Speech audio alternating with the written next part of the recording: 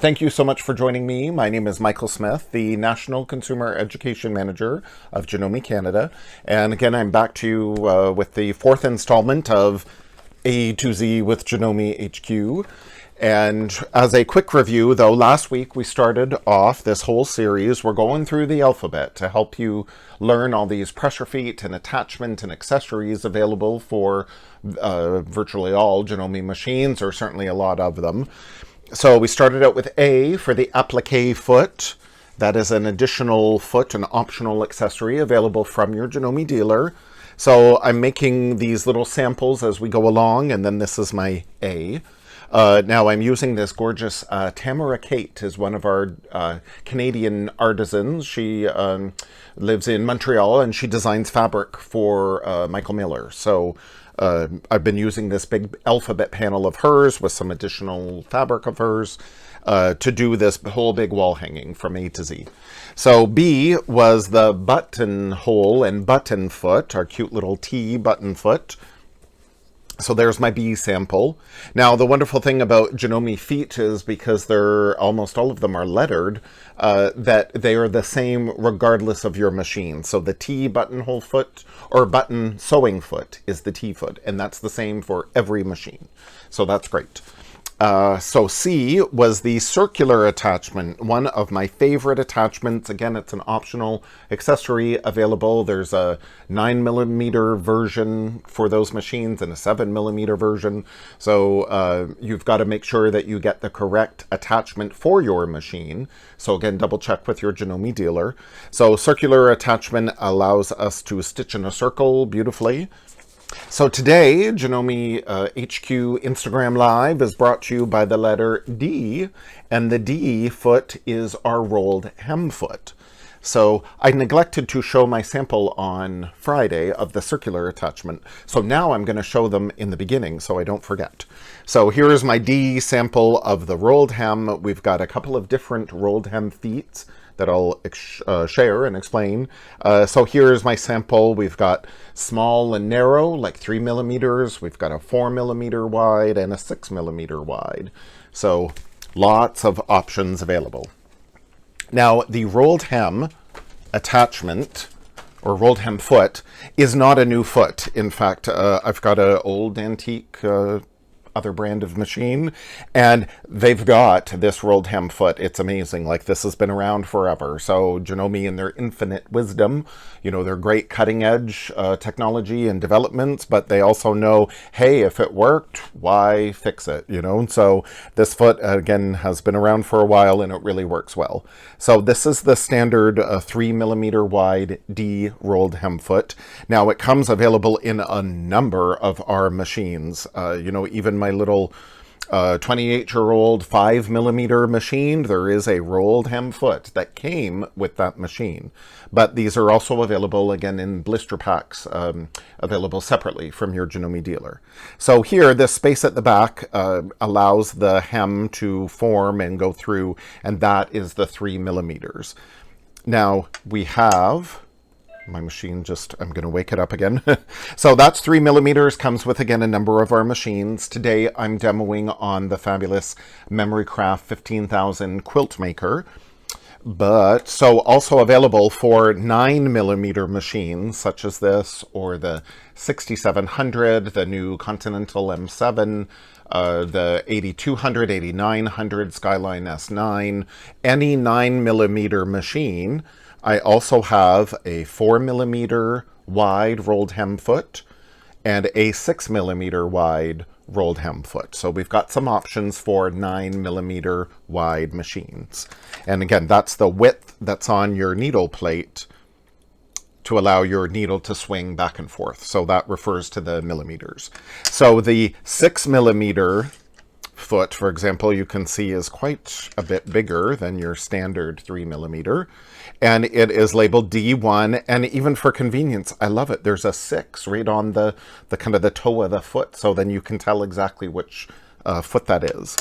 And this one is our 4mm D2, and I can tell that because there's a 4 right on the tip of that. So it's like, again, Janome thinks of everything, so I really love that. Now, in the back of your blister pack, is the instructions on how to use this foot. But also, speaking of instructions, this is where your instruction manual will really be handy, because I find a lot of people, this rolled hem foot, again, is available in a number of our machines, and a lot of people really don't use it very much. So by referring to your instruction manual, it'll walk you through exactly how to use it. So it's a good reference.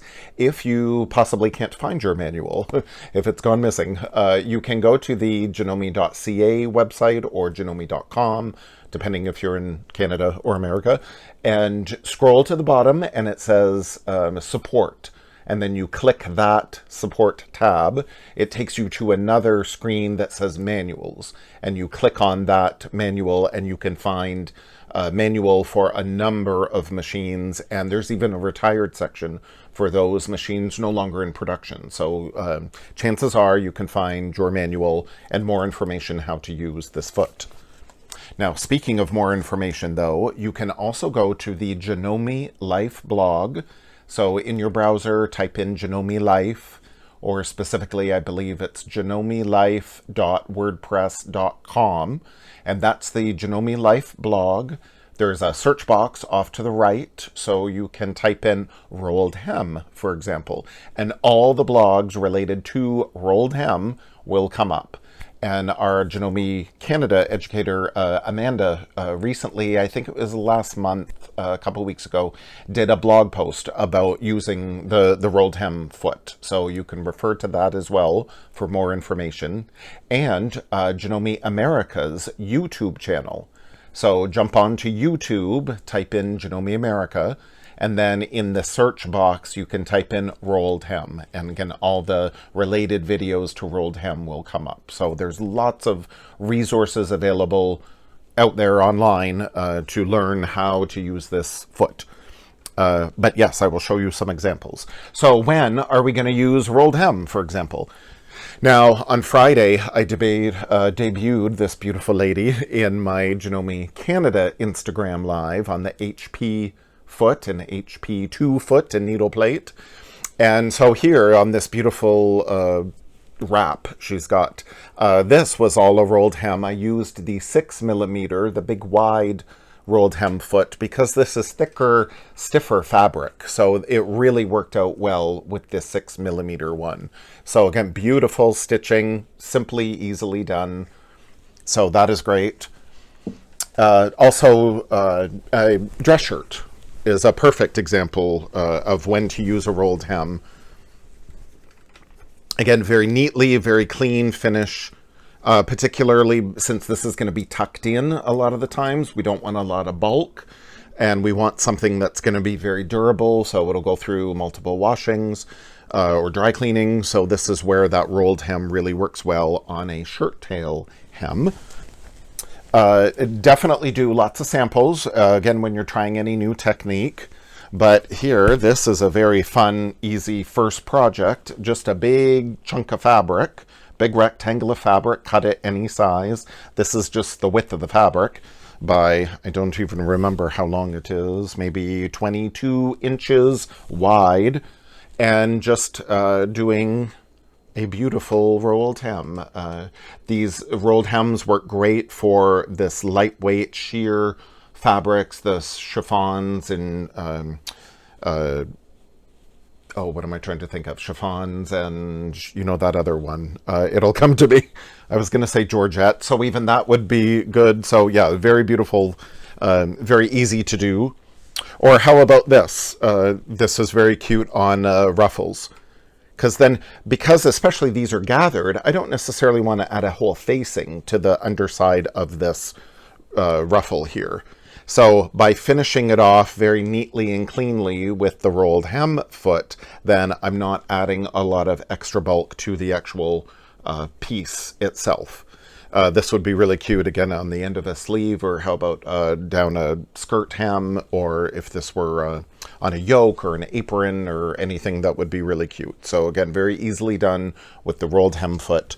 A lot of the times people say, oh, it works great, it's just hard to get started. So to make it easier to get started, though, that's why I leave these long thread tails whenever I start. And actually, you know, when I started sewing 30 years ago in high school, my sewing teacher then said to us always, drop your needle down to bring up your bobbin thread, and then hold on to those two threads as you're sewing. So she had us do that for everything that we sewed. So I just kind of got into that habit of, most of the time that's what I still do.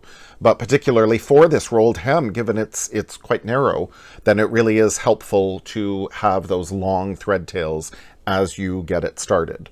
So as you can see, some beautiful thin fabric here, or this is a tricot knit like you'd use for a slip, for example, or some lingerie. I ended up using the 6mm wide rolled hem foot here, and worked beautifully. There's still, even though this is a straight stitch, there's still stretch in that. It's not going to pop. Now we could also do a zigzag with the rolled hem as well, a very small narrow zigzag, so that would be great as well for knits. But now you can see in this black fabric, if I were to use black, this is just regular black cotton fabric, so again, any fabric for the most part could be use a rolled hem. If I did black stitching in this, you would not even know, and you'd really have to stare to think what's really the right side and what's really the wrong side. That stitching is right at the edge of that rolled hem, so you really don't see the edge of that hem, which is really the idea, you know, behind doing these rolled hems. You want them as inconspicuous as possible. Now here's the zigzag rolled hem that I had mentioned as well. So it's a little bit more narrow, and it works really well. This is in some sheer fabric here, so great for evening wear, for, you know, bridal, skating costumes, you know, dance wear, dance costumes, any of those kind of things would be really good in that. So again, the trickiest thing is, again, that most people say is just to get it started. Now what helps to get it started though, you really want a nice clean edge. So I'll hold this up against some black fabric that you can hopefully see it a little better. Do you see here along my fabric, it is not cut on grain, first and foremost. So here I can see the thread of this warp thread going down the length of my fabric. So that's the straight of the grain. And I have all this wispy fabric or threads of the cross grain going across. I want to trim all that off. So I'm going to line up my ruler right with that straight long edge and get it on grain. But I'm going to trim off all this wispiness stuff because that's not going to roll very easily. And then the hem isn't going to be as neat. So I want to trim that all off. So a nice clean edge definitely helps. Now, in the Janome America video, that's again available on YouTube, I learned this tip from them. They had suggested, how about you stiffen the edge of that fabric a little bit with a spray starch or similar, you know, products that we've got this Terreal Magic that Janome Canada, and I think they distribute it in Janome America too, but Janome Canada for sure. I know that Janome is a distributor of Terreal Magic, so the great thing is you can contact your Janome dealer and ask them if they carry it, or they could order it for you. So using a little of this Terreal Magic, I use it for embroidery. If you've got our artistic edge cutter, then you're probably already familiar with this. It's great to stiffen your fabric. It's like putting multiple layers of the spray starch alternatives to it, but this you use a little. You don't need to use as much of those other products to stiffen the edge of your fabric. So that really helps get your rolled hem started. Also, this is what we used to do in college, so you could do this as an alternative too. You want to start at about, you know, for about 2 to 3 inches from the edge of your fabric. You want to either take your fabric to the ironing board and press over the 2 folds to get you started with the rolled hem. Or if your fabric's really sensitive to heat and you're worried about burning your fingers, this is what we did in school. You know, I studied fashion design at Sheridan College. This month, in May, it was 25 years ago that I graduated. I can't believe it.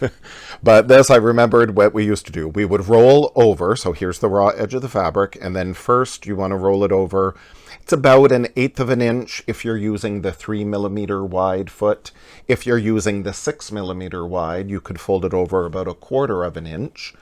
And then you're going to fold it over that measurement again. So again, for my 3mm wide foot, I'd fold it over another 1/8 of an inch. Or for my 6mm wide foot, I would fold it over another 1/4 of an inch. So now it's double folded. All the edges, the raw edge is completely concealed. So it'll be beautiful. But that's really skinny. Maybe my fingers are too fiddly. I'm trying to grow my fingernails, but it's really hard.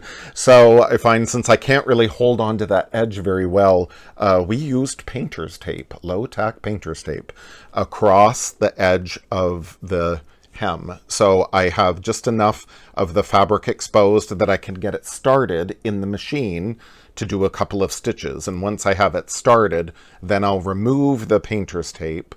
I'll hold down here, and then I'll remove the painter's tape, continue stitching for those 2 to 3 inches.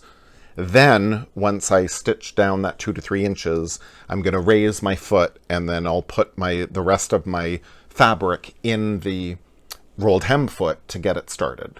So that may sound kind of confusing. I'll do it in just a minute, and all will become clear. Now, another alternative to help you get this started for really fine fabrics like this, sheer, chiffon, whichever, we would do it by hand. So we would roll this over, again, very fine, maybe 1/8 of an inch, roll it over another 1/8 of an inch, and then we would use a hand sewing needle with very fine, delicate thread, not this big floss. I just used this so you could see it. But we would just baste by hand that 2 to 3 inches just to get the rolled hem started under the foot. And then we would leave the long thread tails on it to then again help pull it through. And again, as everybody always said, oh, it's just to get it started. Once you get it started, it really works really good. Now, when I come to do my side seam, for example, if this is a hem on a shirt, on whichever, then it's helpful to trim this off at an angle. So my seam allowance would normally come down here, and I've just trimmed it off at an angle. So then when I do my first roll and then my second roll of my fabric, then it's less bulky in that seam. So that's why it's nice to trim off your side seams just off at a little angle to help reduce some of that bulk as you go through. So now I will finally snap on. I'll put on the 6mm foot because then it's a little wider and hopefully easier for you guys to see. Now, any straight stitch or again a narrow zigzag would do. I've got the advantage of using the, again, Memorycraft 15,000 quilt maker, and I have sewing applications built into the machine. A number of our machines do.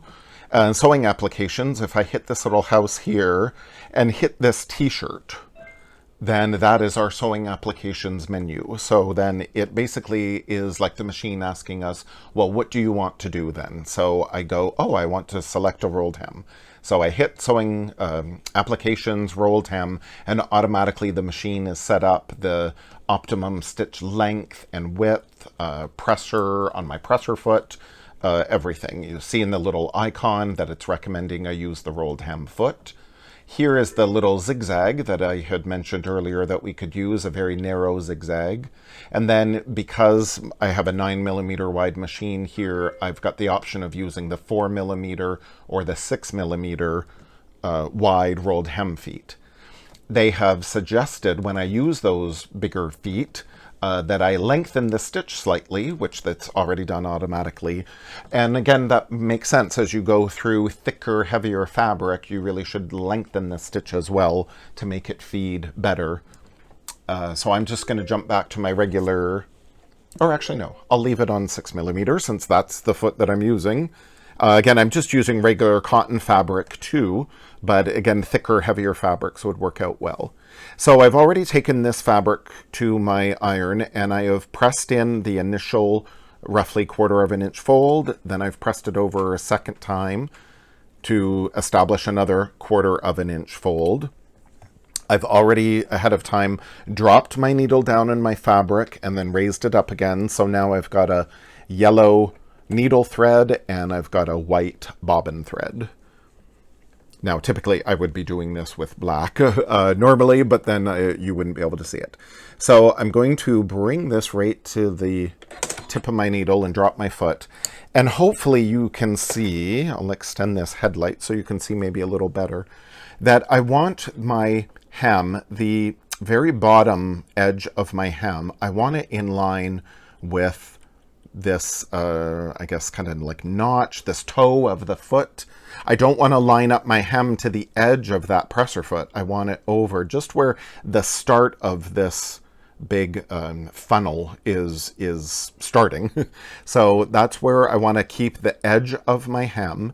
And then over here, this is like the mouth of the opening of that big funnel, is where I want my folded edge to be. So that'll be the width of my hem.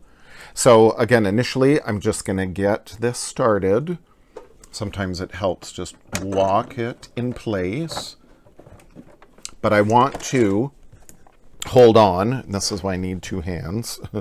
I want to hold on to these threads, and that way it'll stop, that way it'll stop the fabric from being like pushed down into the machine. Also, a fresh needle helps too. So once I get this started, then I can go and try to get the rest of this fabric in that foot. So I'm going to stop with my needle down. I'm going to raise my foot. And then even, I like using my stiletto or even maybe your seam ripper. Because I don't really have nails to grab onto, I find this helps. I just tuck it in. I'll try not to get my hand in the way. I just tuck in the tip of that stiletto to pick up my fabric and help me coax it in around that funnel. So once I get it over into place, oops, I didn't quite get it. Once I get it over into place, then I can drop my foot.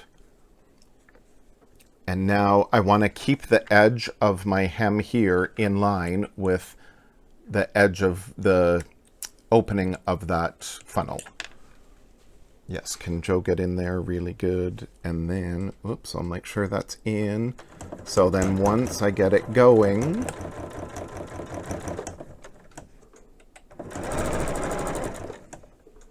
and again, the hardest thing, again, is just to get it started. Afterward, it works really well. So there is my beautiful hem. And again, that was the 6mm wide one. So now I wanted to show you, though, that yes, we could do it great on many of the machines, but also I mentioned I would show it can be done, again, on so many machines. So this gorgeous machine is the HD9, and included with it is a rolled hem foot. This is actually even more narrow than the other one. This is 2mm wide, so really narrow. But I was so impressed when I used that. I mean, look at that hem. That is gorgeous. It is so fine, so delicate. And there's another one there. So fine, so delicate. It worked really well. The HD9 stitches at 1,600 stitches per minute. And with its nice big flatbed, you know, very industrial-like. Very heavy duty. It's got this new heavy duty thread guide. So again, typically when I use the HD9, I'm thinking I'm going to make a lot of bags. I'm going to be sewing vinyl and some leather or cork. And yet, like here, for example, I'm going to go through 8 layers of denim, no problem. My table isn't level, that's why I did that. So here, 8 layers of denim, no problem. But I can just as easily go through these 2 layers of this chiffon fabric as well with no problem. So it's amazing that such a heavy-duty machine can also stitch something so beautiful and so delicate. So again, even on a machine like this, we could do a rolled hem. So it's really a very versatile technique to learn. You just got to play with it and do some samples to get it started. So I think I've shared everything with you that I wanted. There's always so much. Any questions or concerns? No? Okay, fantastic. So then I will let you all enjoy the rest of your Canada Day. So again, today's Janome HQ Live Instagram presentation was brought to you by the letter D for the rolled foot.